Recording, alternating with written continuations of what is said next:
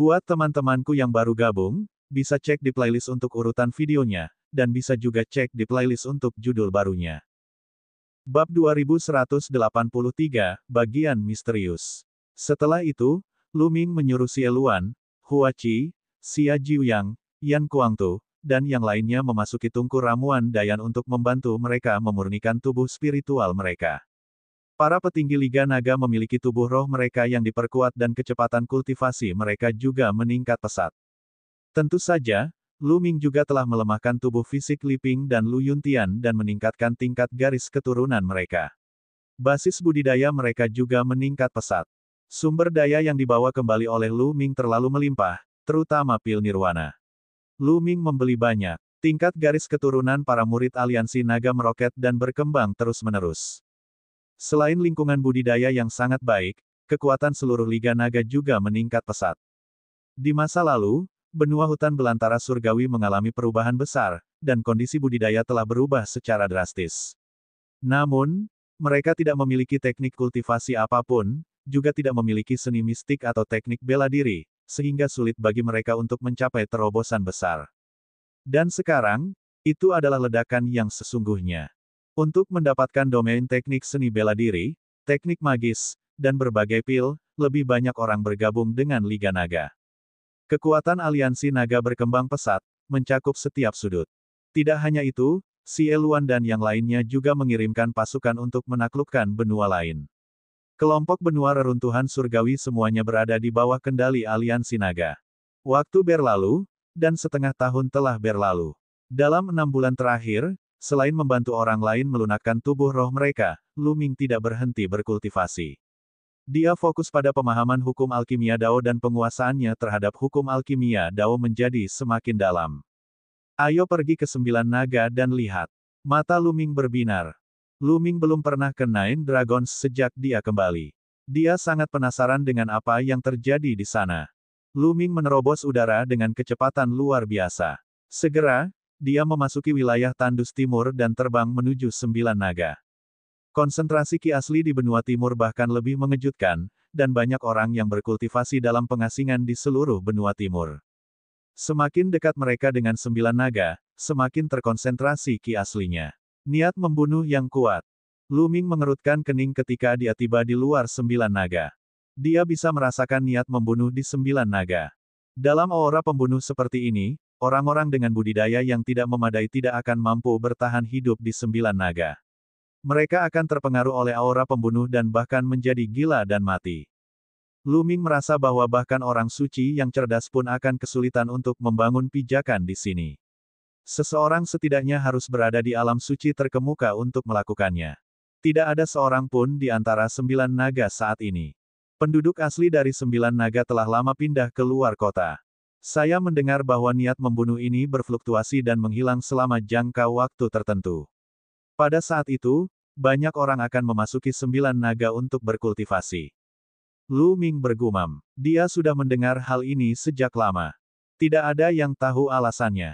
Namun, aura pembunuh ini tidak berpengaruh pada Lu Ming.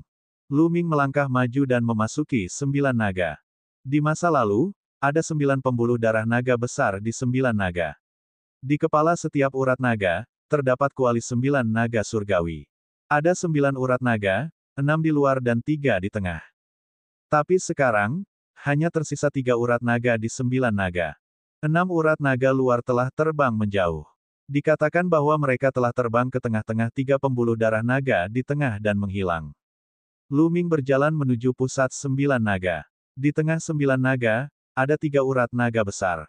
Ketiga kepala naga itu saling berhadapan, dan ada ruang terbuka besar di tengahnya. Saat itu, istana surgawi surga Empirean dibangun di lokasi ini. Tapi sekarang, struktur istana surgawi surga Empirean telah lama menghilang. Sebagai gantinya ada sebuah gua besar. Lu Ming berdiri di pintu masuk gua dan memandang dengan penuh perhatian. Di dalam gua, ada kabut putih. Ini terbentuk ketika ki asli padat sampai batas tertentu. Ki asal yang sangat padat terus menyebar dari gua. Lu Ming melihat lebih dekat dan menyadari bahwa ini seharusnya sebuah jalan tetapi dia tidak tahu kemana tujuannya. Asal-usul ki yang kaya datang dari sisi yang berlawanan. Selain itu, fluktuasi nomologis datang dari sisi lain, menyebabkan benua hutan belantara surgawi menjadi stabil. Pada saat yang sama, aura pembunuh yang kental terpancar dari lorong itu. Mengaum. Pada saat ini, raungan naga terdengar, mengguncang dunia. Lu Ming terkejut karena auman naga berasal dari salah satu pembuluh darah naga. Mengaum, mengaum. Kemudian, auman naga terus bergema di langit. Kemudian, bumi bergemuruh dan berguncang. Lu Ming menyadari bahwa salah satu pembuluh darah naga sedang bergerak. Ledakan, ledakan, ledakan. Pembuluh darah naga bergetar terus-menerus. Pada akhirnya, itu seperti naga sungguhan yang bergerak. Pembuluh darah naga, yang panjangnya puluhan juta mil, seperti naga asli yang sangat besar. Ia berputar dan akhirnya naik ke langit. Raungannya bergema di langit dan menyebar hingga jarak yang tak berujung. Pada saat ini, di luar 9 naga, orang-orang dapat mendengar keributan bahkan dari jarak ribuan mil. Ada yang salah dengan pembuluh darah naga dari 9 naga. Saya pikir urat naga lainnya akan terbang. Setiap kali urat naga terbang, niat membunuh di kota 9 naga akan menurun tajam. Ayo pergi. Kita bisa memasuki kota 9 naga untuk bercocok tanam sebentar dan menemukan tumbuhan spiritual dan suci dalam perjalanan. Pada saat ini, banyak orang yang bergegas menuju 9 naga. Mengaum, mengaum. Di 9 naga, raungan naga bergema. Kemudian, pembuluh darah naga menyusut dengan cepat, dan kuali 9 naga surgawi di atas pembuluh darah naga dapat terlihat dengan jelas.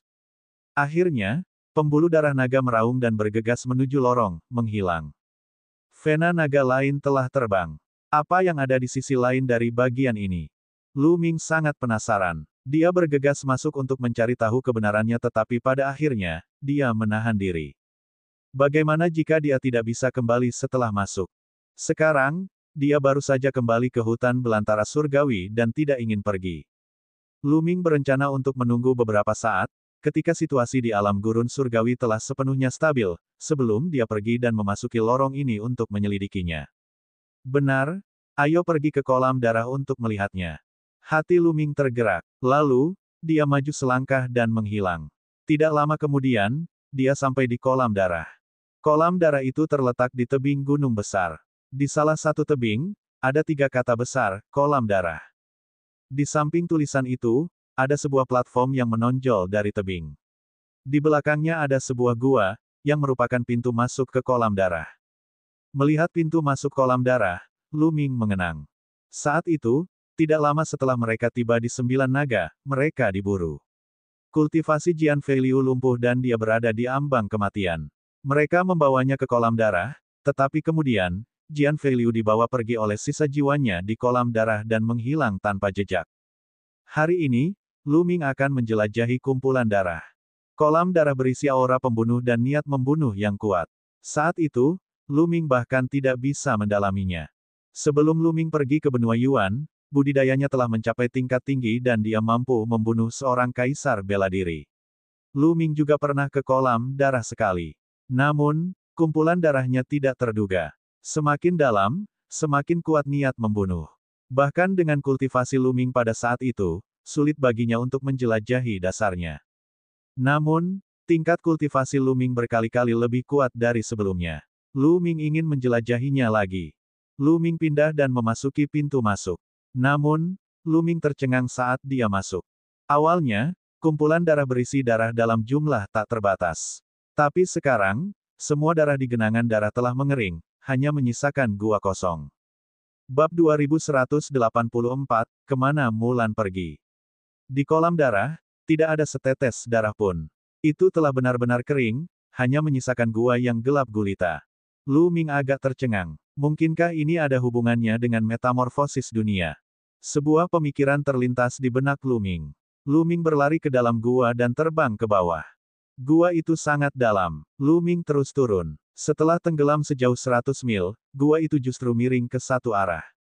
Arah itu jelas mengarah ke pusat 9 naga. Lu Ming terus terbang. Akhirnya, dia melihat sebuah lorong besar yang dipenuhi kabut putih tebal. Bukankah ini jalan masuk di tengah 9 naga? Kolam darah sebenarnya terhubung ke lorong di 9 naga. Apakah Jian Feiliu ada di dunia lain di sisi lain terowongan?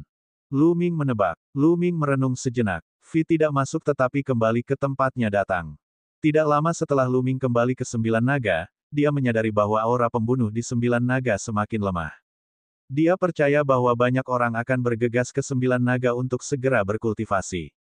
Lu Ming tidak berhenti. Dia meninggalkan 9 naga dan kembali ke kota naga kekaisaran. Di hari-hari berikutnya, Lu Ming sesekali memberikan ceramah umum. Banyak orang dari aliansi naga akan menghadiri ceramahnya untuk meningkatkan budidaya mereka. Pada saat yang sama, Qiu Yue juga sesekali memberikan ceramah. Ketika semua orang mengetahui bahwa Qiu Yue juga seorang penguasa bela diri, terjadi keributan lain di benua hutan belantara surgawi. Dengan bantuan sumber daya, semakin banyak master di aliansi naga, dan budidaya semua orang menjadi semakin kuat. Ada orang-orang yang terus-menerus menerobos ke alam bela diri kerajaan, dan ada juga orang-orang yang terus-menerus menerobos ke alam suci. Alasan utamanya adalah sumber daya Lu Ming terlalu melimpah. Selain itu, Lu Ming juga mengeluarkan sejumlah besar mayat burung gagak emas dan serigala dewa. Ini adalah mayat para ahli dari menara Skywolf klan Golden Crow. Banyak di antara mereka yang merupakan para biksu mutlak, bahkan para kaisar ilusi, dan para kaisar sejati. Tubuh para ahli tersebut tidak akan rusak bahkan setelah ribuan tahun. Mereka bisa tetap segar. Tentu saja, esensi ki dari tubuh kaisar yang agung terlalu padat. Mereka menggunakan daging gagak emas dan daging serigala dewa untuk membuat sup daging. Meski begitu, tetap saja sangat bergizi. Hanya semangkuk saja akan membuat tubuh mereka mengeluarkan esensi ki. Pada saat yang sama, Lu Ming akan memilih beberapa orang untuk memasuki diagram gunung dan sungai dan berkultivasi di bawah pohon kuno pemahaman jalan. Mereka akan memahami konsep dan hukum. Dengan cara ini, budidayanya akan meningkat dengan sangat cepat. Misalnya saja, kakak beradik Zhuang Xiaoshan dan Zhuang Xiaorou telah mencapai alam suci dengan sangat cepat. Itu adalah ayah Lu Ming, Lu Yuntian. Lu Ming telah menghabiskan banyak sumber daya untuk membuat basis budidaya Lu Yuntian meroket. Dia telah bergegas ke alam kaisar bela diri dan terus maju ke alam bijak. Li Ping tidak memiliki banyak bakat dalam kultivasi, tetapi dengan sumber daya Lu Ming, dia berhasil mencapai alam dewa spiritual. Dia tidak akan jauh dari kerajaan bela diri. Budidaya Huachi dan yang lainnya juga meroket. Adapun Xie Luan, Xia Jiuyang, Yan Kuangtu, dan lainnya, bakat mereka sudah sangat tinggi. Fakta bahwa mereka telah mampu mencapai begitu banyak hal dalam lingkungan seperti itu pada saat itu sudah cukup untuk menjelaskan segalanya. Kini, dengan dukungan berbagai kondisi, budidaya mereka juga telah menembus dan maju pesat. Lu Ming juga tidak berhenti. Dia telah mempelajari hukum alkimia Dao. Namun, semakin jauh seseorang mengembangkan hukum alkimia Dao, semakin lambat kecepatan peningkatannya. Oleh karena itu, Lu Ming telah memahami hukum baru. Hukum artefak Dao. 3 hukum yang diturunkan dari Dao Prasasti adalah hukum susunan Dao, hukum alkimia Dao, dan hukum pengerjaan. Sekarang, Lu Ming telah memahami ketiganya. Lu Ming tidak peduli dengan hukum lain yang telah mencapai kesempurnaan untuk saat ini. Dia fokus pada pemahaman hukum alkimia dan hukum peralatan. Dalam sekejap mata, 2 tahun telah berlalu sejak Lu Ming kembali ke benua hutan belantara surgawi. Dalam 2 tahun terakhir, aliansi naga telah berkembang pesat dan menjadi semakin kuat. Kultivasi Lu Ming juga meningkat pesat. Hukum alkimia telah mencapai 90%, dan hukum pengerjaan juga mencapai 80%. Kekuatan tempur Lu Ming telah meningkat jauh dibandingkan 2 tahun lalu. Saatnya pergi ke benua timur. Aku sudah bertahun-tahun tidak bertemu denganmu. Aku penasaran bagaimana kabar kakak senior Mulan. Di puncak gunung, Lu Ming melihat ke wilayah tandus di timur dan bergumam. Sebenarnya, dia sudah lama ingin bertemu Mulan. Namun, dia ragu-ragu. Bagaimana mungkin dia tidak mengetahui pikiran Mulan? Saat itu, Mulan menghindari bertemu dengannya dan dia tidak tahu bagaimana menghadapinya, jadi dia belum pernah melihatnya. Namun, Mulan telah banyak membantunya saat itu. Jika bukan karena rekomendasi Mulan, dia tidak akan bisa masuk ke Dithian Divine Guard dan tidak akan mendapatkan pencapaiannya saat ini. Sekarang, dia sudah mengambil keputusan. Sejak dia kembali, apa salahnya bertemu dengannya? Lu Ming mengambil langkah maju dan menuju ke wilayah tandus di timur. Tak lama kemudian, ia sampai di kediaman keluarga Mu. Lu Ming, saudara Lu. Dia tiba di keluarga Mu dan melihat Mu Zeng dan Mu Xiu Yuan. Keduanya tersenyum dan menyapa Lu Ming. Setelah itu, dia bertemu ayah Mulan, Mutian, dan kakek Mulan, Yan Lan. Yan senior, seniormu. Lu Ming tersenyum dan menyapa mereka. Sekarang, Ki asal dari wilayah Tandus Timur sangatlah kaya. Bahkan jika mereka tidak terlalu berbakat, budidaya mereka telah melonjak pesat dan tidak dapat dibandingkan dengan masa lalu mereka. Melihat bahwa Lu Ming tidak berpura-pura sebagai pemimpin aliansi naga, mereka bersantai dan mengadakan jamuan makan untuk mengobrol dengannya. Seniormu, aku ingin tahu apakah kakak senior Mulan ada di sini.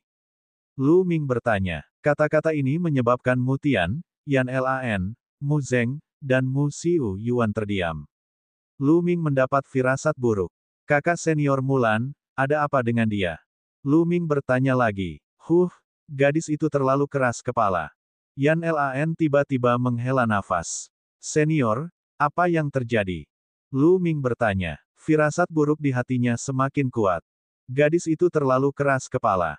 Dia selalu ingin mengejar Anda dan tidak ingin terlalu ketinggalan. Tapi dengan bakatnya, bagaimana dia bisa mengejarmu? Namun, metamorfosis dunia kali ini telah memberinya harapan. Lu Ming, kamu pasti pernah ke 9 naga, kan? Dia bertanya. Yan Lan menghela nafas dan akhirnya bertanya. Tidak buruk.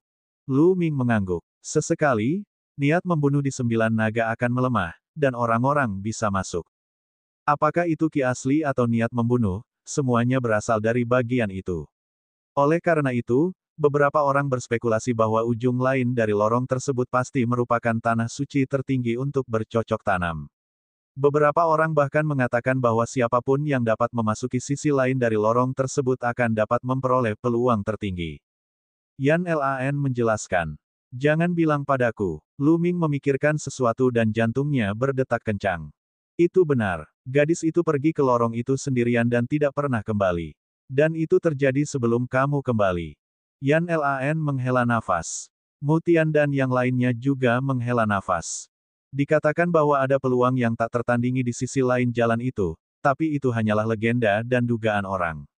Namun, Mulan ingin memanfaatkan kesempatan ini. Dia ingin bertaruh. Kalau tidak, dia tahu bahwa dia tidak akan pernah bisa mengimbangi Lu Ming.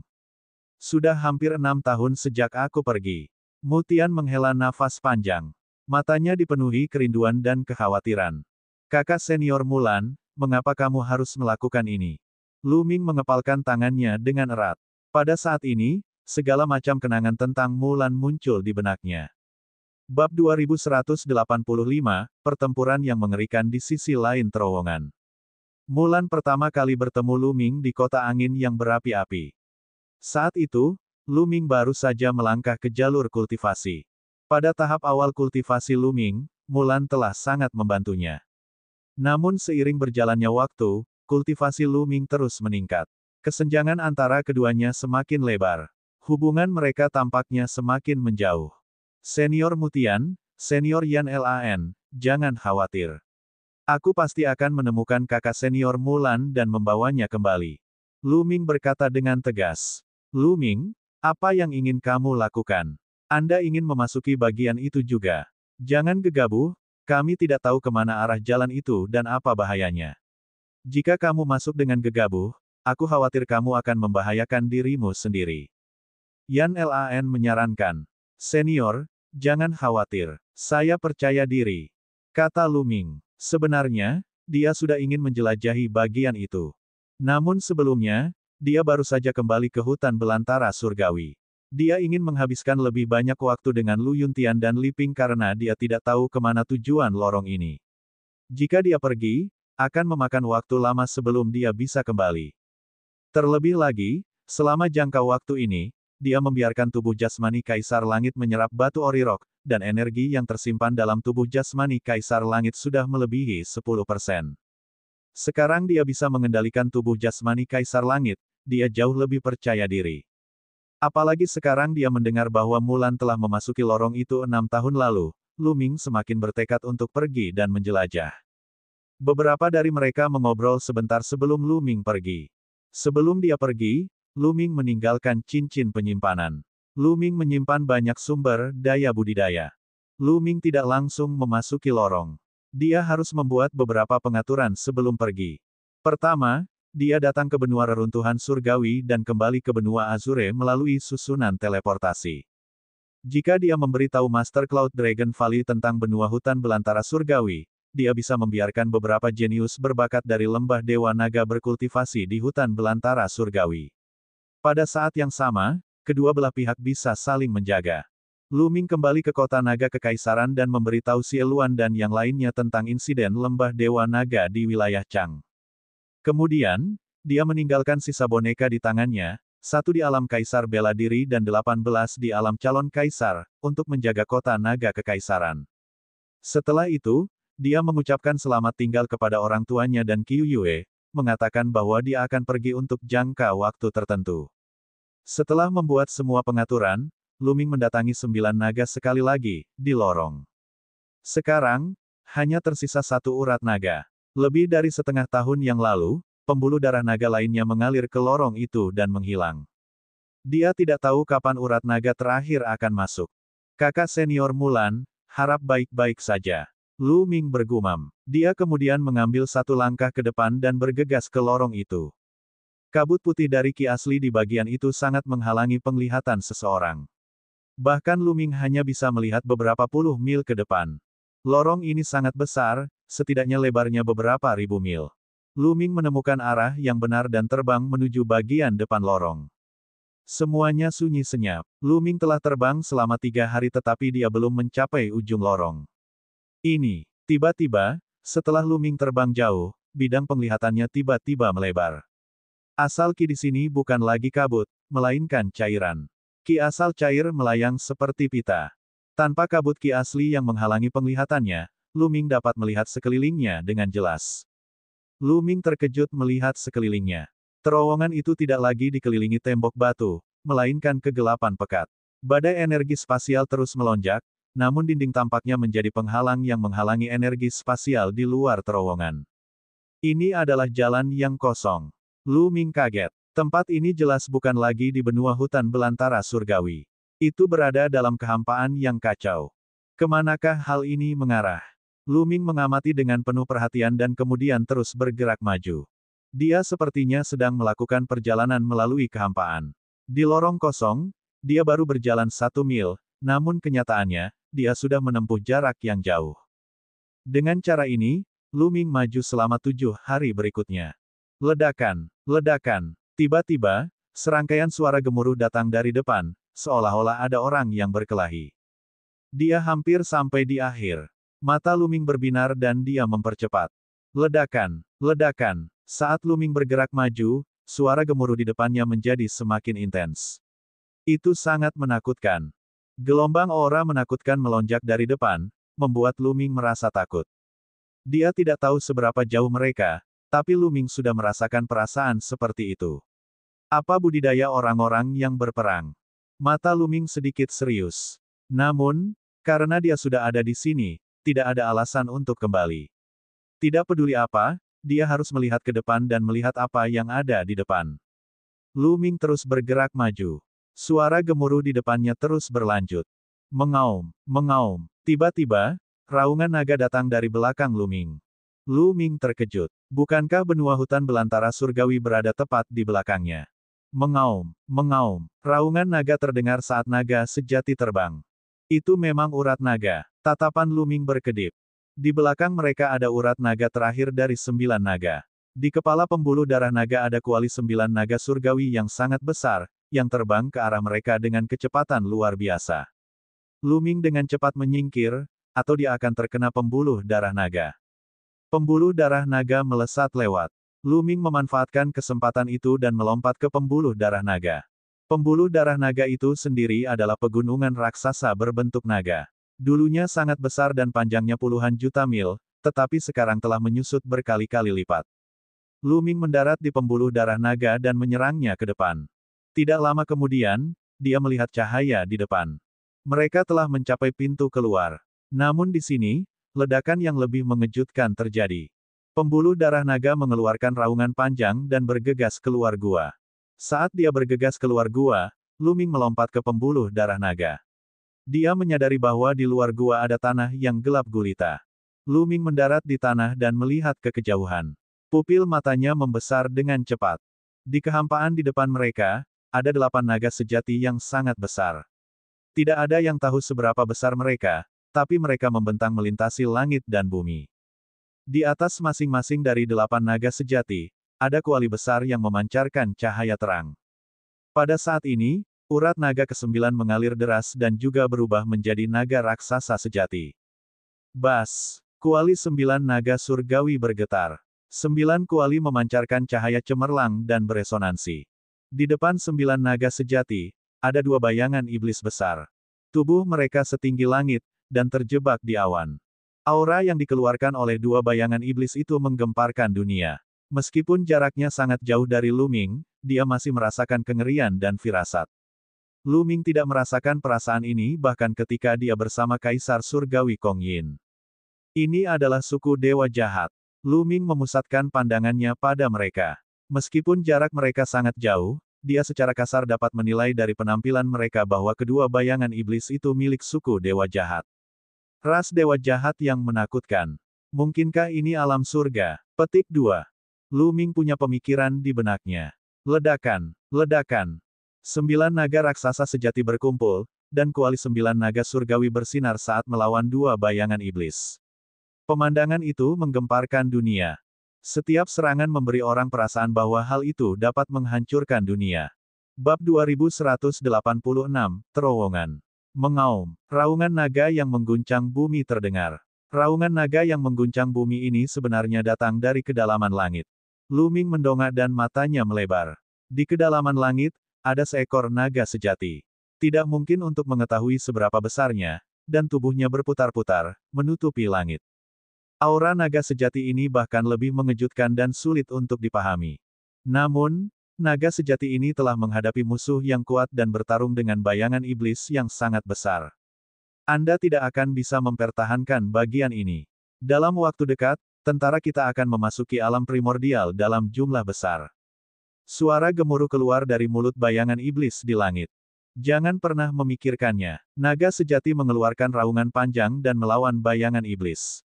Aura itu terlalu menakutkan. Meski berjauhan, Lu Ming masih merasakan tekanan yang besar, seolah hendak berlutut. Lu Ming mengerahkan seluruh kekuatannya dan mengertakkan gigi untuk menahannya. Ledakan, ledakan. Pertempuran menjadi semakin intens.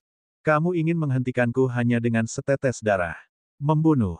Sosok iblis di langit mengeluarkan raungan panjang dan menyerang dengan liar, memaksa naga sejati mundur. Di kejauhan, kuali 9 naga surgawi di belakang urat 9 naga sedang melawan 2 bayangan iblis. Itu sangat intens, sekelompok pecundang mencoba menghentikan kami. Membunuh mereka semua. Sebuah suara datang dari kejauhan. Kemudian, Lu Ming melihat bayangan iblis lainnya. Ia tak tergoyahkan saat ia melangkah mendekat. Auranya yang luas dan menakutkan membuat seluruh dunia bergetar. Begitu sosok itu tiba, dia menyerang naga sejati di langit. Naga sejati bukanlah tandingan kedua bayangan iblis itu dan mundur. Arah mundurnya mereka adalah ke arah Lu Ming. Ekspresi Lu Ming jelek saat dia berbalik untuk berlari. Dia ingin bergegas ke lorong kosong dan melarikan diri kembali ke benua hutan belantara surgawi. Dia tidak menyangka bahwa dia akan menghadapi pertempuran hebat saat dia tiba. Masing-masing dari mereka sangat menakutkan. Kekuatan tempur mereka luar biasa kuat, bahkan lebih kuat dari Kaisar Surgawi Kong Yin. Dia benar-benar ahli yang tiada taranya. Dia tidak lari. Selama gumpalan Qi mengenai dia, dia akan mati. Anak kecil, jangan lari ke arah itu. Kita tidak bisa membiarkan bagian ini terbuka. Aku akan mengirimmu keluar. Pada saat ini, suara tua terdengar di telinga Lu Ming. Kemudian, gelombang energi menyelimuti Lu Ming. Kemudian, tubuh Lu Ming dibuang. Lu Ming terdiam. Dia ingin kembali ke alam liar surgawi. Mengapa dia meninggalkannya? Kemudian, Lu Ming melihat pemandangan yang mengejutkan. Naga besar yang sebenarnya tiba-tiba berbalik dan menghantamkan cakarnya yang besar ke lorong. Lorong itu berguncang hebat, lalu roboh, retak, dan roboh. Kemudian, 9 kuali besar 9 naga surgawi juga hancur di lorong itu. Ledakan, ledakan, ledakan. Terowongan itu terus runtuh, dan ruang itu meledak. Jangan pernah berpikir untuk menghancurkan lorong itu. Bayangan iblis itu meraung dan tiba-tiba menyerang. Langit dan bumi berguncang dan angin kencang bertiup tak berujung. Kekuatan penghancur yang mengerikan menyapu ke segala arah dan Lu Ming langsung tersapu ke dalamnya. Puff! Tubuh Lu Ming bergetar hebat dan dia mengeluarkan seteguk darah. Energi yang menyelimuti tubuhnya bersinar. Dua naga kecil sejati berenang terus-menerus, menghalangi energi di luar. Jika tidak, Lu Ming akan berubah menjadi abu dalam sekejap. Lu Ming merasa bahwa meskipun dia menggunakan tubuh fisik Tirk Surgawi, itu tidak akan berguna. Dia tidak akan bisa memblokirnya. Meski begitu, masih ada jejak energi getar yang melewati perisai energi dan bekerja pada tubuh Lu Ming, menyebabkan tubuhnya hampir meledak. Kaca. Pelindung tulang Lu Ming mengeluarkan suara retak. Beberapa tulang patah dan beberapa otot robek. Lu Ming terluka parah dan dia mengeluarkan seteguk darah. Ledakan. Mengaum. Lorong itu dipenuhi dengan ledakan terus-menerus dan auman naga. Energi mengerikan menyapu ke segala arah, dan ruang angkasa terkoyak seperti kertas sebelum hancur. Lu Ming tersapu oleh badai energi kehampaan. Tubuhnya mau tidak mau menjauh dari tempat ini. Perlahan, suara gemuruh yang keras tidak lagi terdengar. Lu Ming tidak tahu seberapa jauh dia dikirim terbang dan dia terjatuh dengan keras ke tanah. Energi di tubuhnya juga telah hilang. Lu Ming memuntahkan seteguk darah lagi dan mulai melihat sekeliling. Ini adalah tanah terpencil dengan lubang di mana-mana. Tidak ada vegetasi sama sekali. Suasananya sunyi senyap dan tidak ada makhluk hidup. Selain suara angin, tidak ada suara lain. Kakak senior Mulan.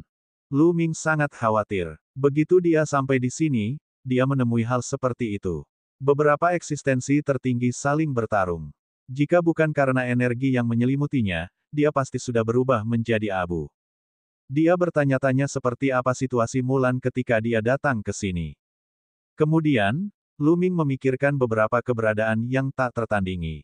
Jelas sekali bahwa bayangan iblis besar itu milik suku Dewa Jahat. Suku Dewa Jahat pasti telah menemukan jalan kosong dan ingin merebutnya. Namun, mereka dihentikan oleh 9 urat naga dan naga sejati yang sangat besar. Pada akhirnya, naga sejati dan 9 urat naga menghancurkan jalan itu dan menghentikan pihak lain untuk melewatinya. Sepertinya benua hutan belantara surgawi terhubung ke tempat ini karena lorong itu. Yuan Qi di sini sedang dipompa ke dalam hutan belantara surgawi, menyebabkan Yuan Qi di hutan belantara surgawi menjadi sangat kaya. Lu Ming merenung karena dia menyadari bahwa energi asli di sini sangat kaya. Itu bahkan lebih kaya daripada tanah suci bulan kuno. Selain itu, ruang itu dipenuhi dengan niat membunuh yang kuat, yang mirip dengan niat membunuh yang dia rasakan pada 9 naga. Dari kelihatannya, hari-hari indah di benua hutan belantara surgawi telah berakhir. Lu Ming tersenyum pahit. Dengan hancurnya lorong tersebut, kedua tempat tersebut tidak dapat terhubung. Tanpa aliran Yuan Qi yang konstan ke dalam alam gurun surgawi, Yuan Qi di alam gurun surgawi akan segera mengering dan kembali ke keadaan semula. Namun, itu masih 1000 kali, atau bahkan 10.000 kali, lebih baik daripada suku Dewa Jahat yang menyerang alam primordial melalui lorong tersebut. Saat ras Dewa Jahat menyerbu, hutan belantara surgawi akan menjadi yang pertama menanggung beban invasi mereka melalui lorong ini. Eksistensi seperti itu dari sebelumnya terlalu menakutkan. Satu tamparan mungkin bisa menghancurkan seluruh benua hutan belantara surgawi, dan tidak ada yang bisa melarikan diri. Tapi sekarang, kondisi budidaya akan lebih buruk. Selain itu, Liga Naga memiliki sejumlah besar sumber daya dan batu permata mentah yang ditinggalkan oleh Lu Ming. Itu sudah cukup untuk berkultivasi dalam waktu yang lama. Selain itu, Lembah Dewa Naga di Prefektur Chang akan mengirim orang ke alam liar dewa. Ketika kondisi budidaya di hutan belantara surgawi menjadi lebih buruk, beberapa orang dari aliansi naga juga dapat berkultivasi di Prefektur Chang. Setidaknya, ini jauh lebih baik dari sebelumnya. Di mana tempat ini? Bukankah dia berada di wilayah surgawi Taiking? Lu Ming memikirkan masalah lain. Lu Ming pernah mendengar Paman Kong, Kaisar tak berbentuk, dan yang lainnya menyebutkan hal ini sebelumnya. Sekarang, dari 9 domain surga di alam surga, hanya domain surga Taiking yang tersisa. 8 domain surga lainnya semuanya ditempati oleh ras alien. Alam surga menjaga jalan menuju wilayah surgawi Taiking dan berperang melawan ras alien selama bertahun-tahun yang tak terhitung jumlahnya, tetapi ras alien tidak menyerang wilayah surgawi Taiking. Itu karena dari 9 wilayah surga di alam surga, hanya wilayah surga Taiking yang memiliki jalur yang terhubung dengan alam primordial. Namun, jika ini adalah wilayah surgawi Taiking, bagaimana makhluk kuat dari suku asing bisa masuk? Itu pasti akan diblokir oleh pembangkit tenaga listrik di alam surga, bukan? Oleh karena itu, Lu Ming berspekulasi bahwa kemungkinan besar ini bukanlah wilayah surgawi Taiking. Bab 2187, Medan Perang Kuno. Kami dalam masalah. Lu Ming menghela nafas. Jika ini bukan wilayah surgawi Taiking, tetapi wilayah surgawi lainnya, itu akan merepotkan. Wilayah surgawi lainnya sepenuhnya ditempati oleh suku dewa jahat. Bagaimana dia bisa keluar dari pengepungan mereka, menuju ke wilayah surgawi Taiking, atau kembali ke alam primordial? Lu Ming mengerutkan alisnya dalam-dalam. Saya tidak peduli lagi, 11 sembuhkan lukaku dulu. Lu Ming menggelengkan kepalanya dan duduk bersila, mulai menyalurkan energinya untuk menyembuhkan luka-lukanya. Sekarang, kecepatan pemulihan tubuhnya luar biasa. Dalam waktu kurang dari setengah hari, luka-lukanya sembuh total dan budidayanya kembali ke puncaknya. Mari kita amati sekeliling dulu.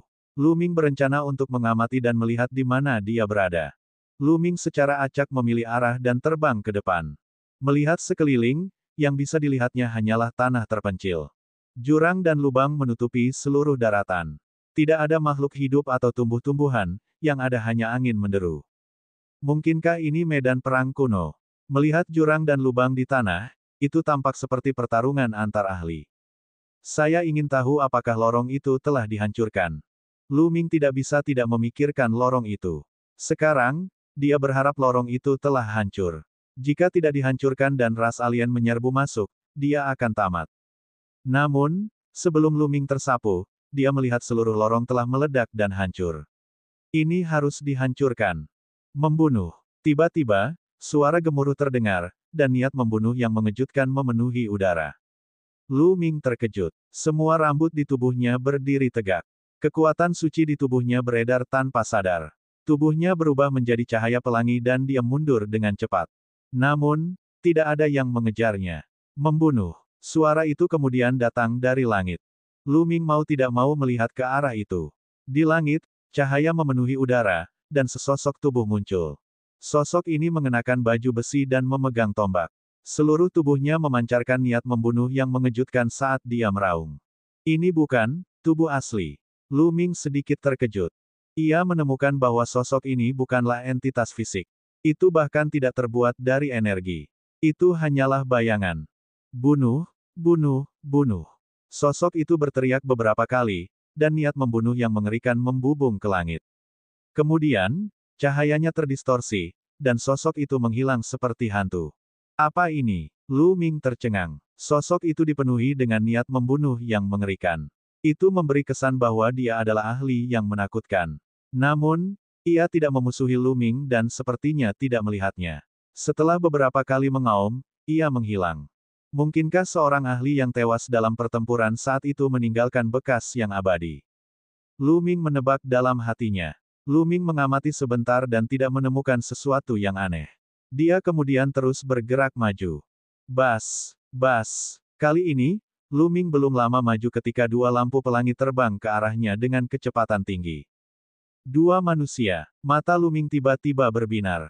Lu Ming sangat gembira melihat ada dua manusia dalam dua berkas cahaya dan bukan suku dewa jahat. Fakta bahwa umat manusia bisa datang ke sini berarti spekulasi Lu Ming sebelumnya salah.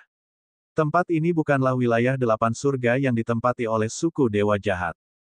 Mereka berdua jelas telah melihat Lu Ming dan terbang ke arahnya. Saat mereka mendekat, cahaya pelangi menghilang, menampakkan dua sosok. Salah satunya adalah seorang pemuda berjubah biru. Dia tinggi dan kuat, dan dia memancarkan aura yang kuat. Ada juga seorang pria parubaya kekar dengan baju perang. Aura yang dia keluarkan juga sangat kuat. Kaisar Kosong Bintang 3 dan Kaisar Kosong Bintang 4. Tatapan Lu Ming sedikit berkedip. Pemuda itu adalah Kaisar Ilusi Bintang 3. Di usianya yang masih sangat muda, ia sudah mencapai tahap ini.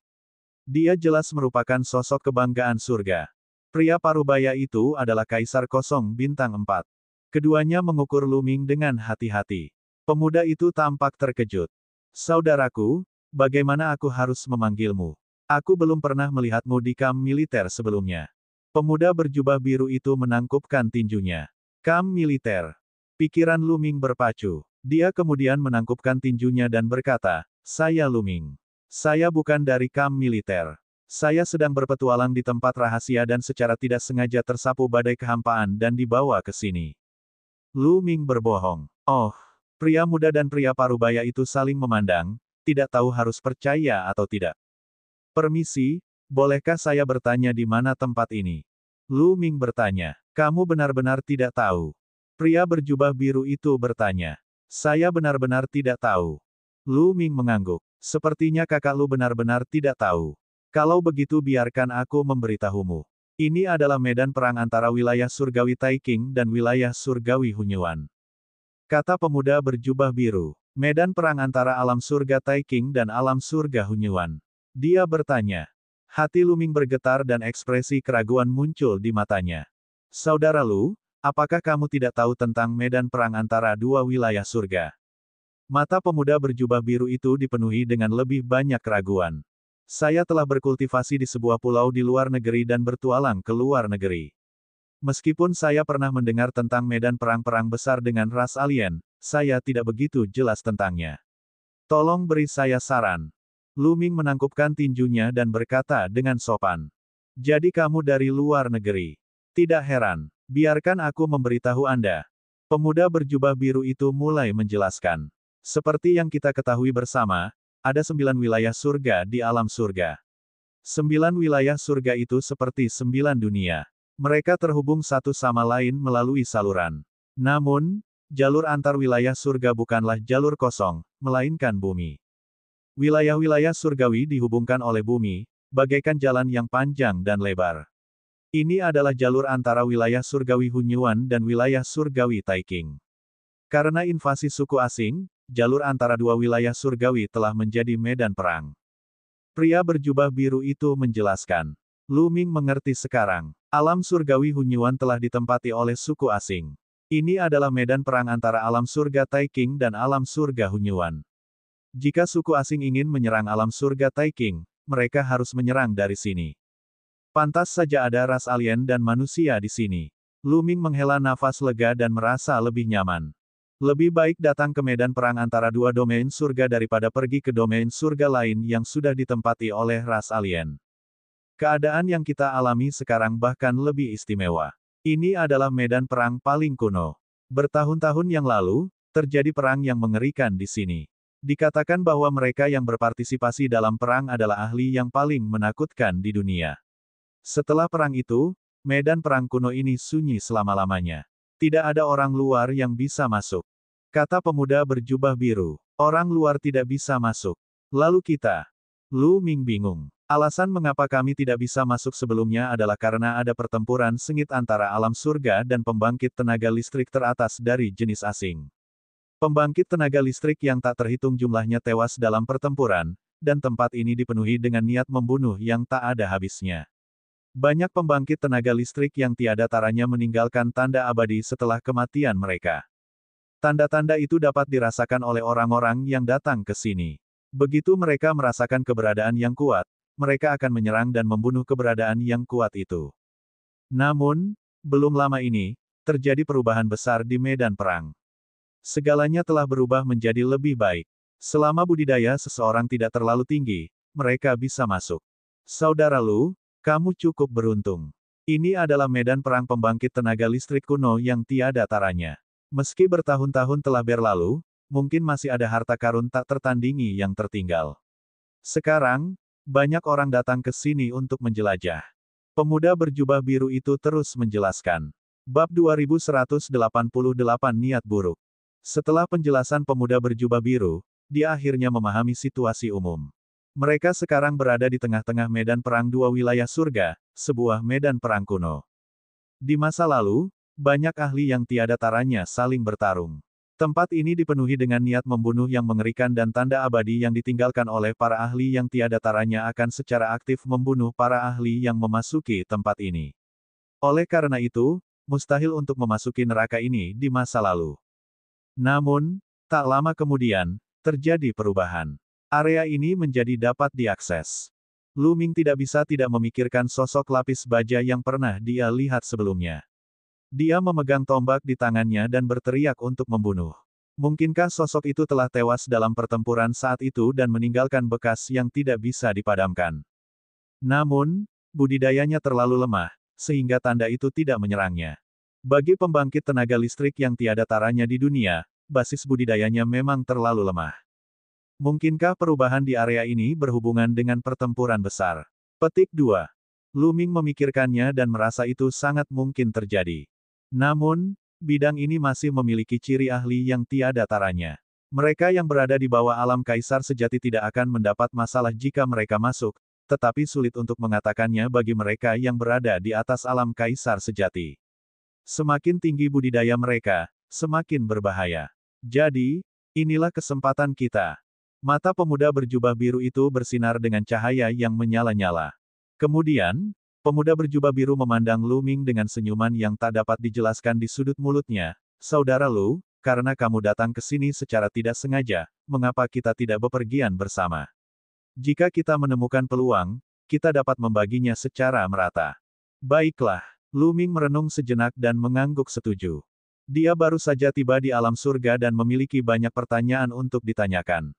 Yang terbaik adalah memiliki teman.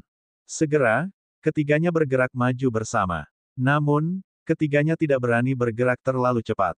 Tidak ada seorang pun yang memasuki medan perang kuno ini sejak zaman kuno. Tidak ada yang tahu bahaya apa yang akan terjadi. Tidak lama kemudian, mereka bertiga menemukan jejak lain yang tidak bisa dibedakan. Kali ini, yang dilihatnya bukanlah manusia, melainkan seekor burung raksasa. Auranya liar, dan niat membunuhnya melonjak ke langit. Tatapan dingin burung itu menyapu mereka bertiga, tapi dia tidak bergerak. Setelah beberapa saat, ia menghilang. Mereka bertiga menghela nafas lega. Untungnya, budidaya mereka tidak kuat. Jika itu adalah eksistensi yang kuat, mereka mungkin akan diserang oleh tanda-tanda ini. Jejak ini pasti sangat kuat ketika masih hidup. Legenda mengatakan bahwa medan perang ini adalah salah satu medan perang paling kuat antara alam surga dan ras alien. Mereka yang bisa berpartisipasi dalam pertempuran itu semuanya sangat kuat. Oleh karena itu, tanda yang ditinggalkan oleh pembangkit tenaga listrik ini juga sangat menakutkan. Dia pernah memasuki tempat ini bersama seorang kaisar agung dan segera terbunuh oleh jejak itu. Bahkan seorang kaisar surgawi telah memasuki tempat ini dan mati. Dari sini, orang dapat melihat betapa menakutkannya jejak-jejak ini ketika masih hidup. Sepanjang jalan, Lu Ming bertanya-tanya dan mengetahui banyak informasi. Pemuda berjubah biru itu bernama Lan Yun. Pria parubaya itu bernama Lan Songshi. Mereka berada di luar medan perang, berlatih di kamp wilayah surgawi Taiking dan bertarung dengan ras alien. Kali ini, banyak orang mengetahui tentang perubahan di medan perang kuno. Selain mereka, banyak orang dari kamp tentara alam surga juga bergegas mendekat.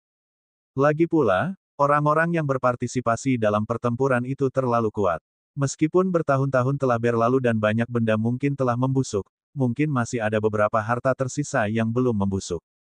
Selama seseorang bisa mendapatkannya, itu akan menjadi peluang besar. Tak heran jika banyak orang datang untuk menjelajah.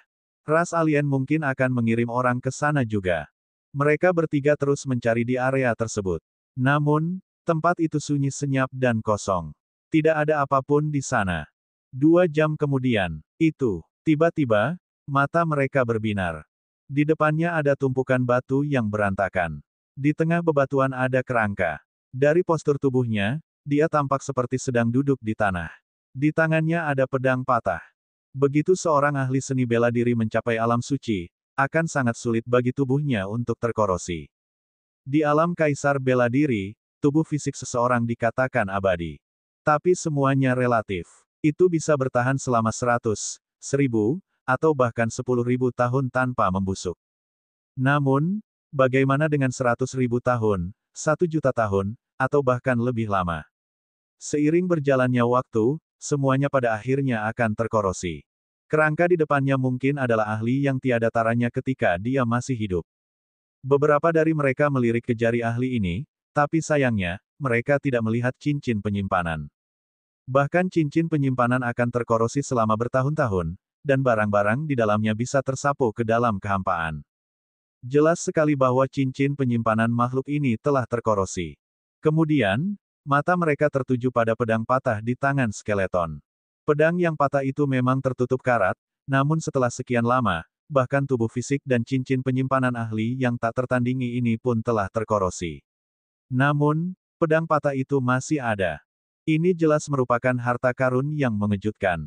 Terutama Lan Yun dan Lan Songshi, mata mereka bersinar dengan cahaya yang menyala-nyala. Saudara Lu, kenapa kamu tidak pergi dan mengambil pedang yang patah itu? Lan Yun berbicara dan menatap Lu Ming dengan senyum tipis. Aku akan pergi. Ada kilatan cahaya di mata Lu Ming, tapi menghilang dalam sekejap. Lan Yun ini sebenarnya memintanya untuk mengambil pedang yang patah itu. Dia jelas tidak memiliki niat baik dan ingin memberikan pedang patah itu kepada Lu Ming. Dia ingin Lu Ming menguji keadaannya. Setelah kematian seorang ahli yang tiada taranya, meskipun bertahun-tahun telah berlalu, tidak ada yang tahu bahaya apa yang akan menimpa mereka. Bagaimana jika pihak lain meninggalkan jejak Qi, atau meninggalkan beberapa rencana cadangan? Mengambil pedang patahnya berarti mendekati kematian. Cepat pergi dan bawakan aku pedang yang patah itu. Lan Songshi juga berbicara, suaranya dingin. Lu Ming mencibir. Dia akhirnya mengerti mengapa Lan Yun begitu baik hati menjawab pertanyaannya dan bahkan mengundangnya untuk pergi bersamanya. Tujuannya adalah menggunakannya sebagai batu ujian. Jika ada bahaya, dialah yang pertama pergi. Saudara Lu, cepatlah, desak Lan Yun. Pada saat yang sama, dia bergerak dan membentuk sudut dengan Lan Songshi untuk menghalangi mundurnya Lu Ming. Kilatan dingin melintas di mata Lu Ming. Baiklah, aku akan mengambilnya. Lu Ming berkata sambil tersenyum. Dia melangkah maju dan berjalan menuju kerangka itu. Tentu saja, Lu Ming tidak berani gegabah. Dia sangat fokus dan indera spiritualnya terus-menerus mengamati kerangka dan pedang yang patah. Namun, dia tidak menemukan kelainan atau bahaya apapun. Namun, Lu Ming tidak berani gegabah. Dia memegang pedang Kaisar Surgawi di tangannya. Sekarang tubuh jasmani Kaisar Langit telah menyimpan lebih dari 10% energinya, pedang Kaisar Langit dapat meledak dengan kekuatan yang dahsyat. Jika ada yang tidak beres, dia bisa menggunakan pedang Kaisar Surgawi untuk memblokirnya. Saat dia perlahan mendekati kerangka itu, dia masih tidak merasakan bahaya apapun. Perasaan spiritual Lu Ming terfokus pada pedang yang patah. Pedang yang patah itu tidak akan pernah mati, jadi bagian yang paling berbahaya pastinya adalah pedang yang patah itu. Namun, dari jarak dekat, dia bisa merasakan pedang patah itu sepertinya telah kehilangan spiritualitasnya dan tidak berbeda dengan sepotong besi tua. Lu Ming mengulurkan tangannya dan meraih udara. Telapak tangan yang terkondensasi dari energi Sein menyambar pedang yang patah itu. Energi suci. Kamu belum menjadi Kaisar Suci. Melihat kekuatan suci melonjak di telapak tangan Lu Ming, Lan Yun tersenyum jijik. Bab 2189, menyerang lebih dulu. Sebelumnya, mereka mengira Lu Ming setidaknya adalah ahli di bidang kaisar bela diri. Sekarang setelah mereka melihat Lu Ming menggunakan energi Sein dan bukan energi dunia, mereka langsung terlihat menghina. Pada saat ini, tangan Lu Ming, yang dipadatkan dengan kekuatan suci, telah meraih pedang yang patah itu. Tidak ada yang terjadi sama sekali. Tidak ada yang aneh. Lu Ming mencabut kekuatan sucinya dan memegang pedang patah di tangannya. Saat disentuh terasa dingin, dan tidak ada yang istimewa darinya. Lu Ming menyimpan pedang Kaisar Surgawi. Kecuali jika benar-benar diperlukan, Lu Ming tidak akan mengendalikan pedang Kaisar Surgawi untuk menyerang. Lagi pula, setelah energi tubuh fisik Kaisar Surgawi habis, akan terlalu merepotkan untuk mengisinya kembali. Jumlah sumber daya yang dibutuhkan juga sangat mengejutkan. Sudah terlalu lama, spiritualitas pada pedang patah telah lama hilang. Sekarang menjadi potongan besi tua. Lu Ming memindainya dengan indera spiritualnya dan menyadari bahwa pedang yang patah itu tidak ada gunanya lagi. Melihat Lu Ming berhasil mendapatkan pedang patah itu, Lan Yun dan Lan Songshi tersenyum. Saudara Lu, cepat berikan aku pedang patah itu. Lan Yun berkata dengan agak tidak sabar. Saudara Lan, akulah yang mendapatkan pedang patah ini. Lu Ming berbalik, menatap Lan Yun, dan berkata dengan acuh tak acuh. Saudara Lu, serahkan padaku dulu. Kami akan membagi hartanya secara merata saat kami mendapatkan lebih banyak. Lan Yun berkata, Nadanya agak tidak sabar. Jika bukan karena dia ingin memanfaatkan Lu Ming, dia pasti akan berselisih dengannya. Lan Songshi bahkan lebih belak-belakan lagi, sayang sekali meninggalkan harta karun seperti itu di tangan orang suci sepertimu. Serahkan kepada kami terlebih dahulu. Kami tentu saja akan memberikan kompensasi kepada Anda nanti. Lu Ming mencibir dalam hatinya. Dia sengaja bergumam pada dirinya sendiri dan berkata, baiklah kalau begitu. Dia kemudian melemparkan pedang patah itu ke Lan Yun. Lan Yun sangat gembira, dan buru-buru mengambilnya dan melihatnya. Dengan sekali pandang, dia mengungkapkan ekspresi kecewa. Ia tidak memiliki spiritualitas sama sekali, seperti sepotong besi tua. Lan Yun menggelengkan kepalanya, tapi dia tetap menyingkirkan pedang yang patah itu. Masih ada urusan yang harus aku selesaikan, jadi aku akan pergi dari sini. Kata Lu Ming. Kamu ingin pergi. Wajah Lan Yun tenggelam. Itu benar, masih ada yang harus kulakukan di kampung halamanku. Saya harus mencari jalan keluar dan kembali dulu. Aku tidak akan menemani kalian berdua dalam perburuan harta karun.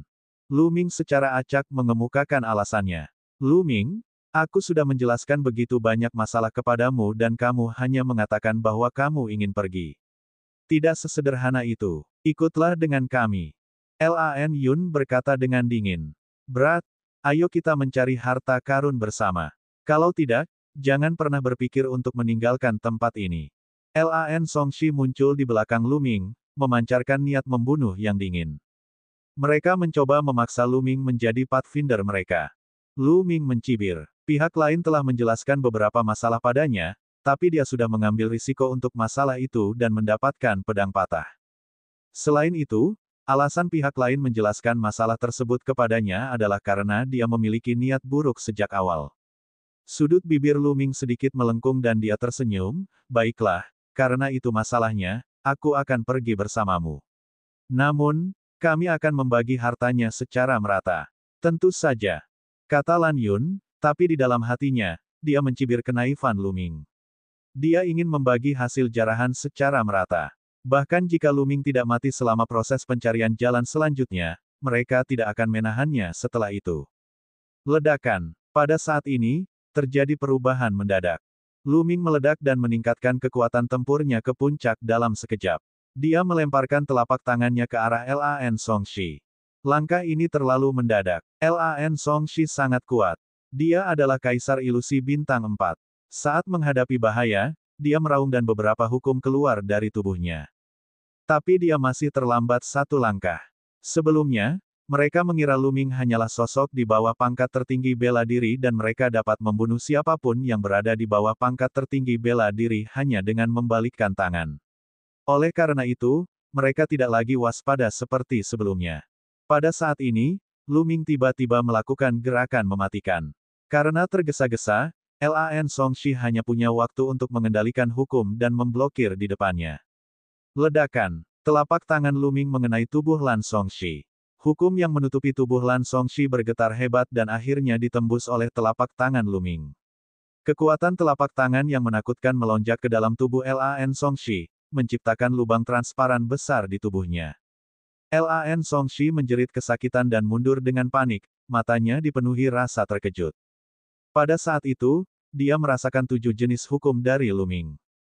2 hukum tertinggi dan 5 hukum jalur raja. Lan Songshi hampir ketakutan setengah mati. Kekuatan tempur orang ini sangat kuat. Lu Ming juga mengerutkan kening. Lu Ming telah menyempurnakan 5 jenis hukum. Hukum alkimia dan hukum pengerjaan belum disempurnakan. Tubuhnya belum ditempa, tapi kekuatan tempurnya jauh lebih kuat daripada saat pertempuran 10 daratan. Dengan kekuatan pertarungannya saat ini, dia bisa membunuh Kaisar Bintang 5 jika dia melepaskan kekuatan penuhnya.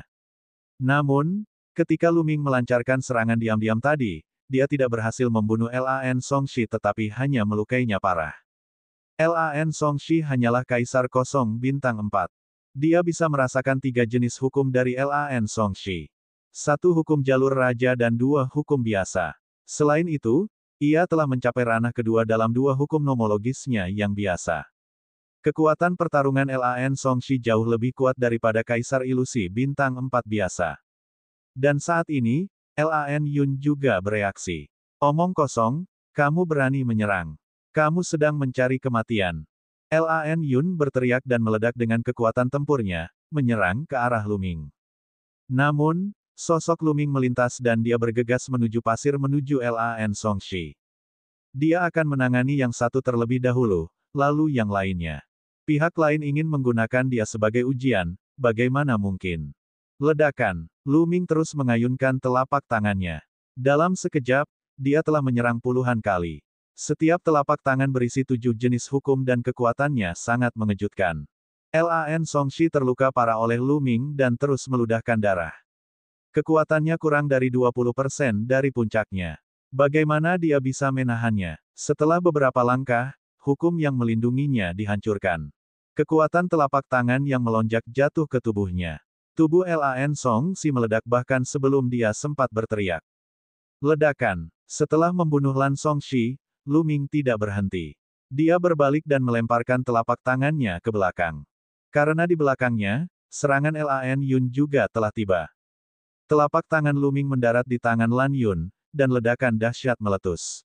Luming merasakan kekuatan yang kuat melonjak ke arahnya, dan sosoknya terus mundur. Lan Yun tidak lebih baik, sosoknya juga melayang kembali. Maxim pamungkasnya telah mencapai ranah kedua. Masih ada jalur Raja Maxim. Hati Luming tergerak. Lan Yun tidak diragukan lagi adalah favorit surga, tidak lebih lemah dari orang-orang yang datang ke Gunung Takdir bersama Kaisar Surgawi Kong Yin. Kaisar Ilusi Bintang 3 dapat mengendalikan hukum tertinggi dan hukum jalur raja. Dia begitu kuat sehingga dia tidak lebih lemah dari pemuda berjubah abu-abu yang pernah bertarung dengan Luming sebelumnya. Dan saat ini, Lan Yun bahkan lebih terkejut lagi sampai tidak bisa kembali lagi. Dia juga bisa merasakan hukum yang dikendalikan Luming dan sangat terkejut. Itu kamu. Aku ingat sekarang. Anda adalah badan sampah dari alam primordial, badan sampah yang tiada taranya. Lan Yun tiba-tiba meraung. Dia juga seorang ahli kebanggaan surga terkemuka di alam surga. Saat itu, beberapa orang telah pergi ke alam primordial, dan ketika mereka kembali, mereka mengatakan bahwa orang cacat yang tiada taranya telah muncul di alam primordial. Dia telah menguasai banyak jenis hukum nomologis di bawah ranah Kaisar Bela Diri, dan dia bahkan telah menguasai 2 hukum nomologis tertinggi. Namun, dia tidak bisa menjadi penguasa. Saat itu, hal itu telah menyebabkan keributan di alam surga. Sekarang dia bertarung dengan Luming, dia langsung teringat. Kamu cacat. Beraninya kamu membunuh anggota keluarga Lan. Kamu mendekati kematian. Segera, Lan Yun Xiao melepaskan niat membunuh yang dingin dan meledak dengan sekuat tenaga, menyerang ke arah Luming. Bab 2190, Ras Dewa Jahat Berskala Ungu. Seluruh tubuh Lan Yun diliputi oleh niat membunuh yang sedingin es. Di saat yang sama, dia memancarkan cahaya merah. Bahkan telapak tangannya pun sama. Ledakan, ledakan. Lan Yun melancarkan lebih dari 10 pukulan ke arah Luming secara berurutan. Saat dia mengayunkan tinjunya, auman singa yang keras terdengar. Luming melihat di setiap kepalan tangan Lan Yun, ada seekor singa merah menyala yang mengaum. Saat Lan Yun mengayunkan tinjunya, singa merah menyala itu juga menerkam. Ini adalah teknik magis yang menakutkan yang melepaskan kekuatan 2 hukum yang dikendalikan Lan Yun. Luming melambaikan telapak tangannya dan 7 jenis hukum meledak. Dia menyerang lebih dari 10 kali dalam sekejap. Ledakan, ledakan, tinju dan telapak tangan bertabrakan terus-menerus, menyebabkan ledakan yang mengejutkan dan kekuatan yang kuat untuk menyapu. Namun, tempat ini telah mengalami pertempuran hebat antara pembangkit tenaga listrik yang tiada taranya bertahun-tahun yang lalu dan tanahnya menjadi sangat keras. Kekuatan pertarungan Luming dan Lan Yun hanya bisa meninggalkan bekas yang dangkal di tanah. Keduanya menyerang dengan kecepatan yang mencengangkan, dan langit dipenuhi bayangan tinju dan telapak tangan. Dalam sekejap, mereka telah bertukar ratusan gerakan, dan auman singa tidak ada habisnya. Sialnya, orang ini bahkan lebih kuat dari yang dikatakan legenda. Bukankah legenda mengatakan bahwa dia hanya menguasai 5 hukum? Petik 2. Lan Yun meraung di dalam hatinya. Setelah bertukar ratusan jurus, dia masih belum bisa mengalahkan Luming. Hal ini membuatnya sedikit tidak sabar. Ekspresi Luming tenang. Lan Yun ini memang tidak lebih lemah dari pemuda berjubah abu-abu saat itu. Namun, Lu Ming juga jauh lebih kuat daripada dia selama pertempuran 10 daratan. Selama pertempuran di 10 negeri, Lu Ming harus meminjam kekuatan garis keturunan ketiga untuk melawan pemuda berjubah abu-abu. Namun, dia tidak membutuhkan kekuatan garis keturunan ketiga untuk melawannya sekarang. Keduanya terus bertukar ratusan jurus, namun masih sulit menentukan pemenangnya. Pisahkan dia, Lan Yun berteriak. Cahaya merah menyala di sekujur tubuhnya semakin intens. Dia melambaikan tangannya dan singa merah menyala di tangannya bergabung menjadi satu, berubah menjadi singa merah besar yang menerkam Lu Ming. Kekuatan jurus ini jauh lebih kuat dari jurus sebelumnya. Ini adalah jurus pembunuh terhebat Lan Yun, jurus pamungkas kartu trufnya, kekuatannya sangat mengejutkan.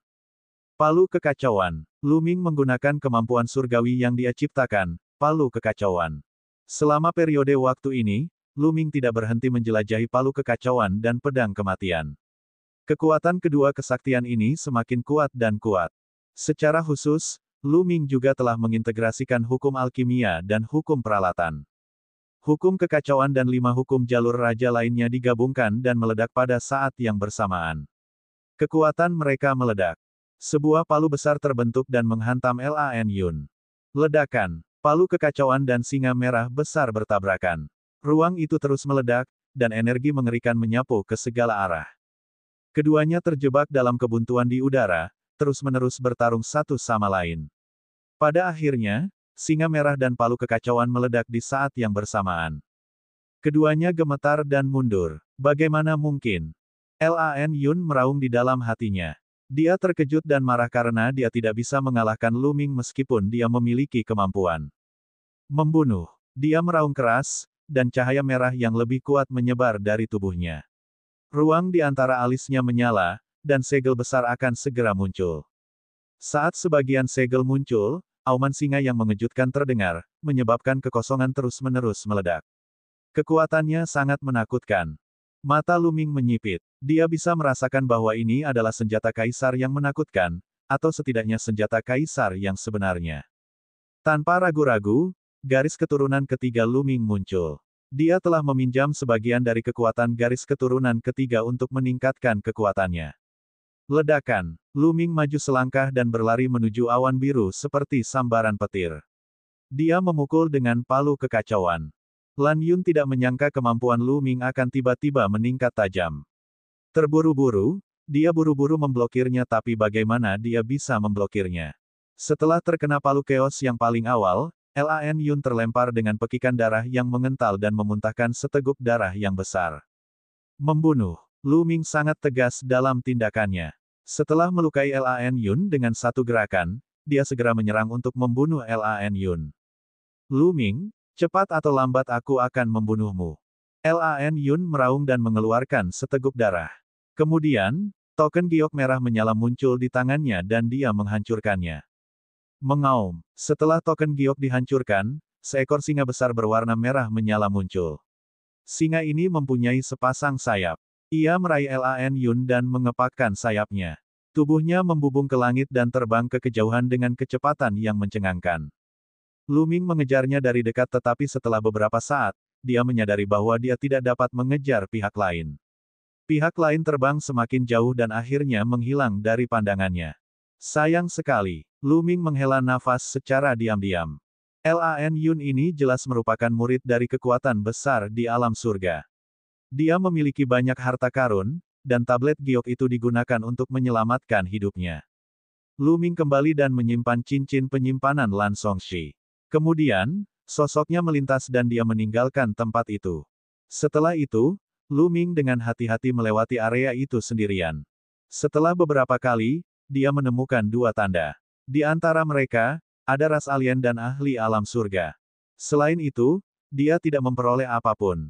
Yang terpenting, Lu Ming tidak bisa menentukan arah di medan perang ini. Dia tidak tahu sisi mana yang merupakan pintu keluar dan bagaimana cara keluarnya. Dia hanya bisa berjalan secara acak. Tiba-tiba, mata Lu Ming berkedip. Dia mendengar suara datang dari depan. Selain suara angin, tidak ada suara lain di tanah ini. Tapi sekarang, terdengar suara-suara lain. Ini berarti ada sesuatu di depan. Lu Ming segera menggunakan teknik nafas surgawi dan menahan auranya secara ekstrim. Kemudian, dia mendarat di tanah dan berjalan di sepanjang tanah. 100 mil kemudian, Luming bersembunyi di puncak gunung yang rendah. Dia melihat ke depan dengan bantuan bebatuan. Di depan mereka, ada sebidang tanah datar, dan banyak sosok kekar. Suku Dewa Jahat. Luming menyipitkan matanya. Total ada lebih dari 10 suku Dewa Jahat. Namun, ada perbedaan tertentu antara suku Dewa Jahat ini dan suku Dewa Jahat yang pernah dilihat Luming sebelumnya. Anggota suku Dewa Jahat juga ditutupi sisik. Namun, sisik suku Dewa Jahat yang ditemui Luming di masa lalu semuanya berwarna hitam. Di sisi lain, sisik anggota suku Dewa Jahat ini berwarna ungu. Selain itu, ukurannya lebih kecil dibandingkan dengan suku Dewa Jahat yang dia temui sebelumnya. Namun, mereka memang berasal dari suku Dewa Jahat. Masing-masing dari mereka memiliki mata ketiga di tengah alisnya. Lebih dari selusin anggota suku Dewa Jahat berskala ungu mengepung suatu area.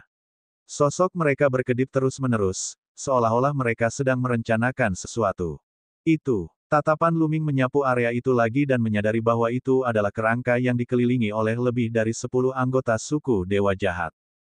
Tengkorak ini memegang busur besar di tangannya.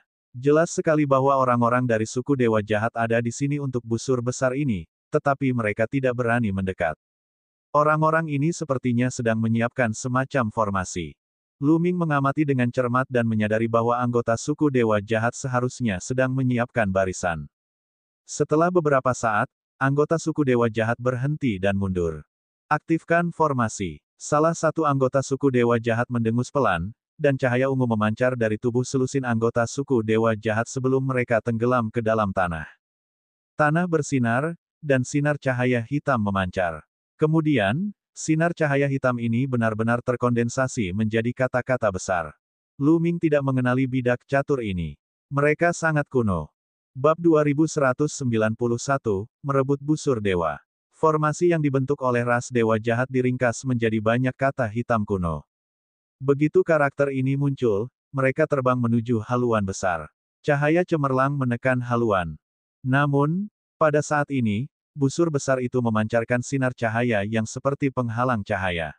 Itu menutupi dirinya sendiri dan memblokir kata-kata besar. Tubuh anggota ras Dewa Jahat mulai bersinar dengan cahaya ungu yang lebih intens, yang terus-menerus menyembur ke tanah. Kekuatan formasi semakin kuat, dan terus bersinar dengan cahaya gelap. Karakter besar berwarna hitam muncul satu demi satu, dan mereka terus berlari menuju haluan. Namun, meski perisai cahaya di sekitar haluan terus bergetar, itu tidak rusak. Busur ini masih memiliki spiritualitasnya. Ini benar-benar busur dewa tertinggi. Luming merenung dalam hatinya. Pandangan berapi-api muncul di matanya. Setelah beberapa saat, itu masih tidak efektif. Itu tidak merusak perisai cahaya di haluan. Formasi kita terlalu jauh dari haluan. Itu tidak dapat menampilkan kekuatan penuhnya. Kita harus mendekati haluan dan mengatur formasi. Hanya dengan begitu kita bisa menghancurkan niat membunuh di haluan. Salah satu anggota ras Dewa Jahat berkata, "Itu benar. Ini adalah harta karun yang tertinggal dari zaman kuno. Bahkan setelah bertahun-tahun, spiritualitasnya masih belum hilang sepenuhnya. Ini jelas merupakan harta karun yang tidak boleh dilewatkan. Ayo lakukan." Anggota ras Dewa Jahat lainnya juga angkat bicara. Kemudian, anggota suku Dewa Jahat dengan hati-hati mendekati haluan. Ketika mereka berada dalam jarak 1000 meter dari haluan, mereka mulai mengatur formasi. Bas! Pada saat ini, busurnya berdengung dan memancarkan cahaya terang. Kemudian, seberkas cahaya keluar dari busur seperti anak panah. Puci! Salah satu anggota suku Dewa Jahat tidak mampu melakukan perlawanan apapun sebelum kepalanya tertusuk panah, mengakibatkan kematiannya yang kejam. Tingkatkan kecepatannya. Salah satu anggota ras Dewa Jahat meraung. Cahaya ungu di tubuh anggota ras Dewa Jahat menjadi semakin intens. Mereka meningkatkan kecepatan dalam menyiapkan formasi, dan sinar cahaya memasuki tanah.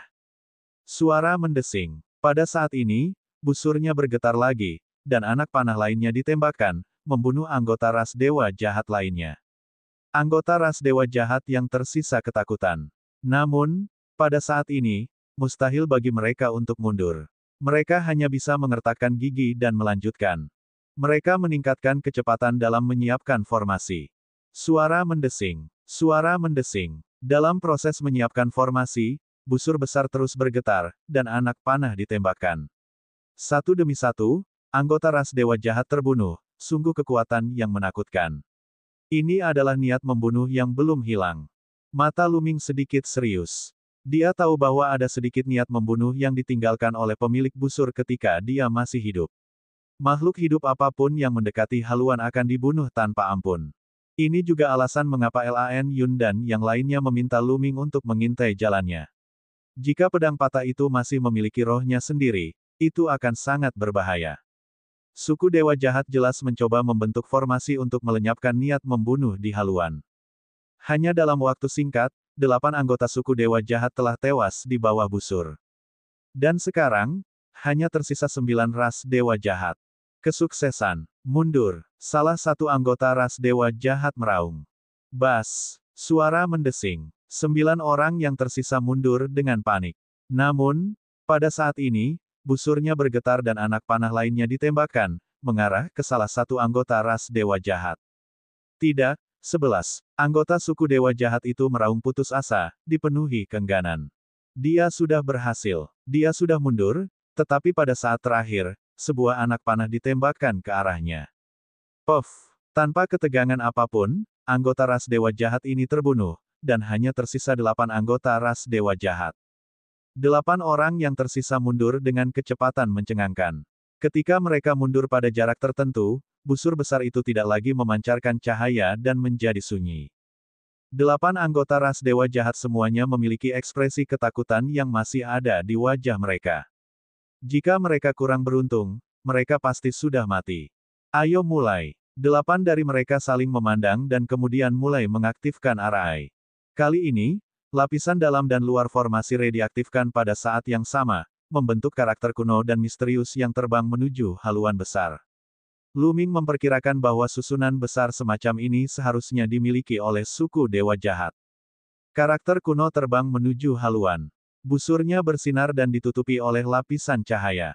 Namun kali ini, kekuatan karakter kuno jelas jauh lebih kuat dari sebelumnya.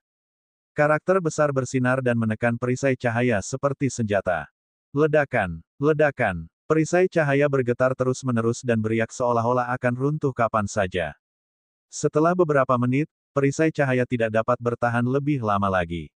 Seperti gelembung, ia meledak dengan letupan.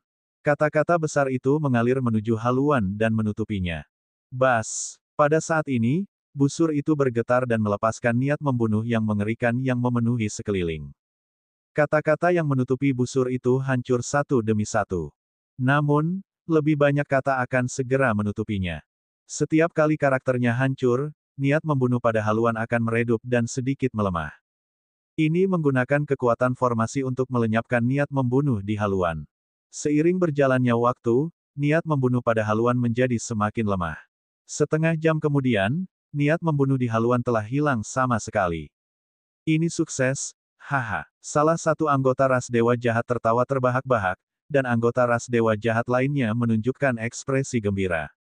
Mereka melangkah maju dan mendekati haluan, tetapi haluan itu tidak bereaksi sama sekali.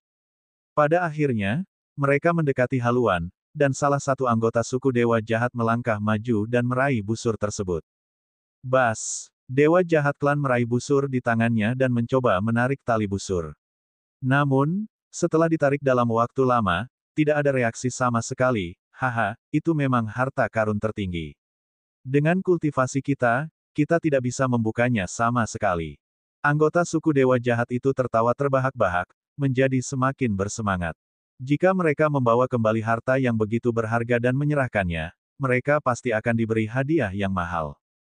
Biar kulihat. Petik 2. Anggota ras Dewa Jahat lainnya sangat penasaran. Dia mengambil busur itu dan mencoba menariknya, tetapi tidak berhasil. Di kejauhan, mata Luming dipenuhi dengan niat membunuh. 3 Kaisar Ilusi Bintang 4 dan 5 Kaisar Ilusi Bintang 3.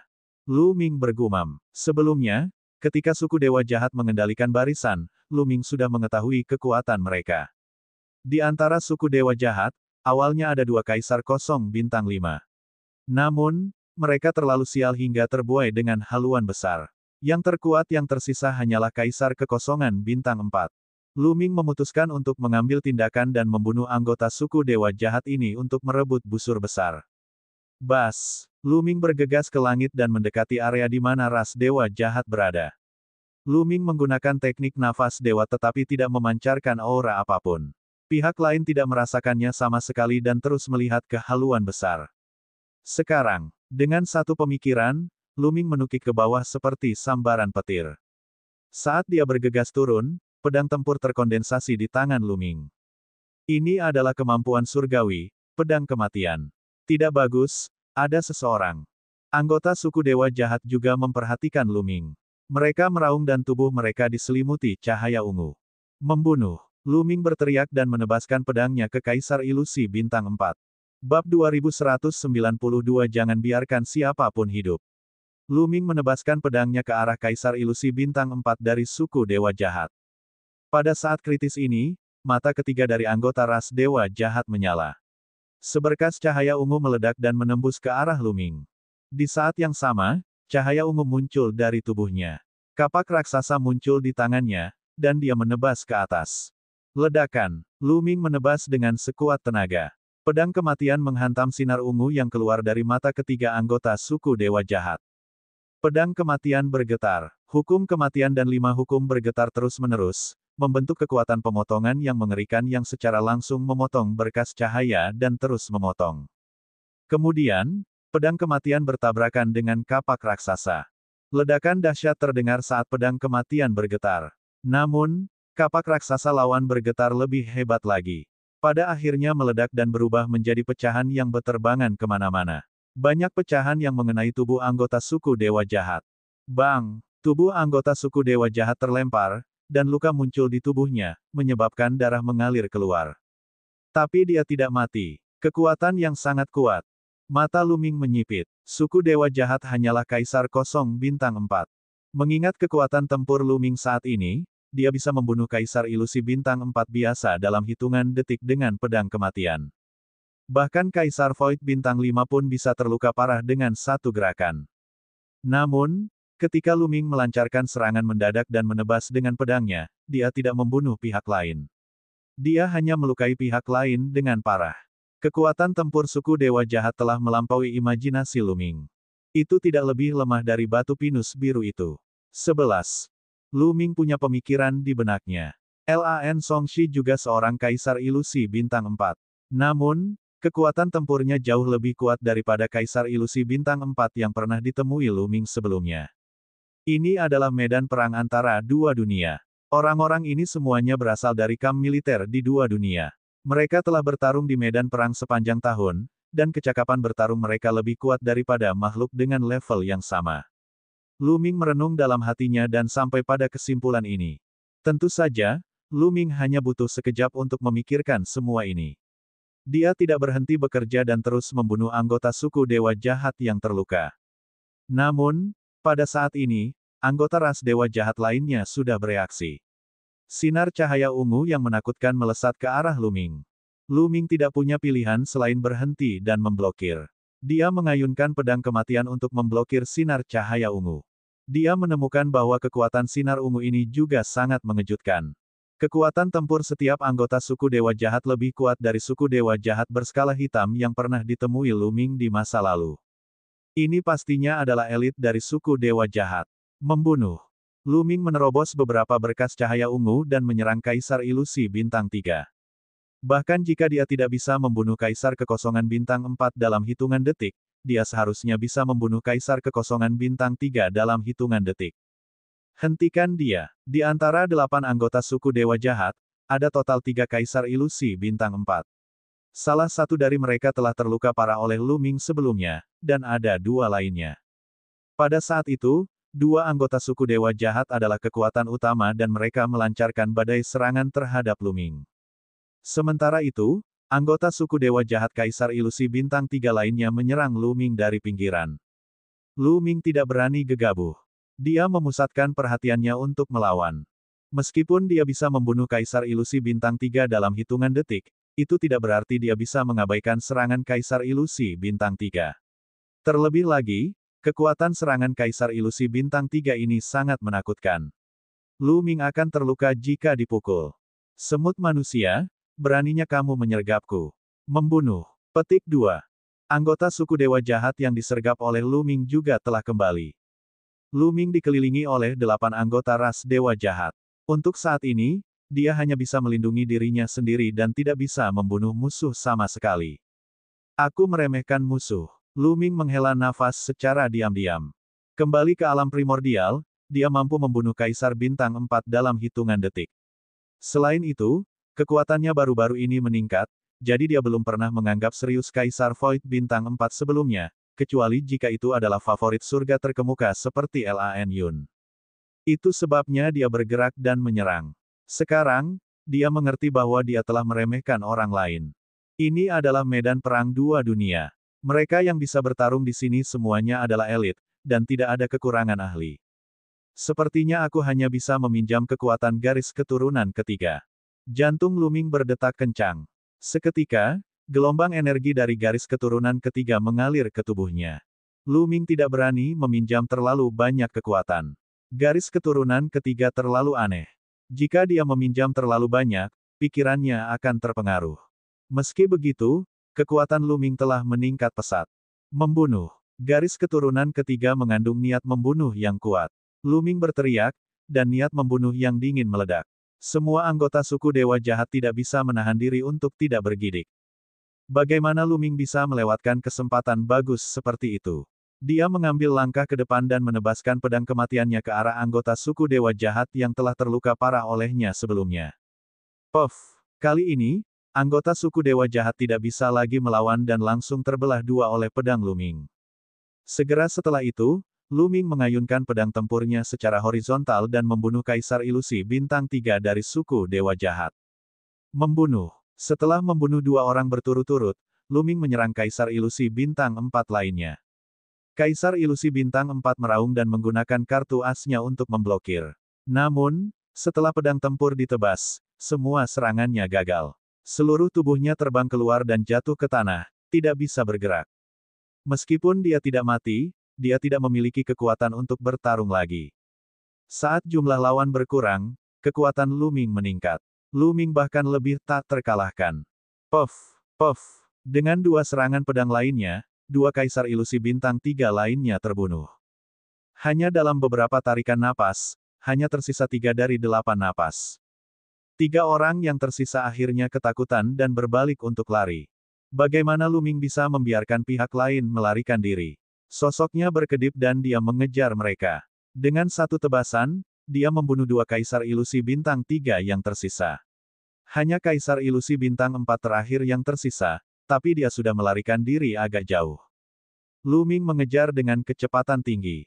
Setelah 5 kilometer, Lu Ming menyusul pihak lainnya. Kita akan mati bersama. Melihat dia tidak bisa melarikan diri, anggota suku Dewa Jahat itu meraung saat mata ketiganya meledak dengan cahaya cemerlang seperti matahari ungu kecil. Suara mendesing. Seberkas cahaya ungu dengan kekuatan mengerikan melesat ke arah Lu Ming. Setelah menembakkan pancaran cahaya ini, aura anggota suku Dewa Jahat segera melemah. Rambut Lu Ming berdiri tegak. Sinar cahaya ini memberinya rasa bahaya. Memotong. Lu Ming mengerahkan seluruh kekuatannya dan menebas. Berdebar. Dengan getaran yang sangat besar, pedang kematian di tangan Lu Ming benar-benar meledak. Lu Ming mundur dengan cepat, merasakan telapak tangannya mati rasa. Kekuatan yang sangat kuat. Kekuatan serangan putus asa lawannya sungguh mengejutkan. Pada saat ini, dia telah meminjam kekuatan garis keturunan ketiganya, tetapi pedang kematian masih disebarkan oleh lawannya. Melihat bahwa dia tidak berhasil membunuh Lu Ming meskipun telah melakukan serangan habis-habisan, anggota suku Dewa Jahat itu menunjukkan ekspresi putus asa. Semut manusia, rasku akan menginjak-injak kalian semua hingga jatuh ke tanah. Kami akan memusnahkan kalian semua semut rendahan, tidak meninggalkan seorang pun yang hidup. Anggota suku Dewa Jahat itu meraung. Di masa depan, kamulah yang akan dihancurkan. Mata Lu Ming dingin. Pedang kematian dipadatkan sekali lagi. Dia mengayunkan pedang dan membunuh pihak lain. Setelah menyingkirkan gelang penyimpanan pihak lain, Lu Ming menyerang balik dan membunuh anggota suku Dewa Jahat yang terluka parah. Lu Ming tidak akan menunjukkan belas kasihan apapun kepada suku Dewa Jahat. Dia akan membunuh sebanyak yang dia bisa. Suku dewa jahat bertekad menerobos alam surga dan alam primordial. Ketika saatnya tiba, rakyat akan terjerumus ke dalam kesengsaraan dan penderitaan. Jika kamu tidak membunuh mereka, mereka akan membunuhmu.